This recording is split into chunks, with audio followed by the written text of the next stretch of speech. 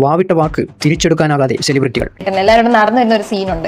അപ്പൊ അവിടെ പക്ഷെ ജയറാമേട്ടൻ മിസ്സിങ്. അപ്പൊ കേൾവി കേട്ടത് ജയറാമേട്ടൻ അപ്പം ശബരിമലയ്ക്ക് പോകാനുള്ള ഒരു അന്ന് ഡേറ്റ് അതാണ് ബുക്ക് ചെയ്തത്. അതുകൊണ്ട് അതിന് പോകാൻ വേണ്ടി ഇത് വിട്ടിട്ട് അത് പോയെന്നാണ്. അത് ശരിയാണോ തെറ്റാണോ? சத்தியம் சரியான சரி. வீட்டுல சார் தீபாவளி வீட்டுக்கு போனோம் சென்னை. இல்ல உனக்கு தீபாவளி பெருசா, கடைசியில எல்லாரும் 5 பேர் நடந்து வருது. யோசிச்சேன் சார் எனக்கு தீபாவளி தான் முக்கியம் அப்படின்னா പോ.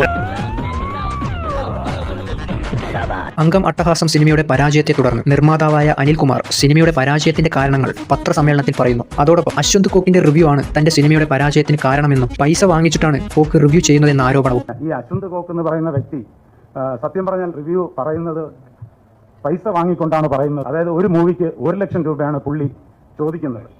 1 ലക്ഷം രൂപ കൊടുത്തില്ലെങ്കിൽ പുള്ളി നെഗറ്റീവ് പറയും, 1 ലക്ഷം രൂപ കൊടുത്താൽ പോസിറ്റീവ് പറയും. ഓക്കെ. ശേഷം ഈ പറഞ്ഞത് വേണ്ടിയിരുന്നില്ല എന്ന തരത്തിലുള്ള അശ്വന്ത് കോക്കിന്റെ നല്ല കടുപ്പൻ മറുപടിയും വന്നു. ഞാൻ 1 ലക്ഷം രൂപ ആവശ്യപ്പെടുന്ന തെളിവ് നിന്റെ അടുത്തുണ്ടോ?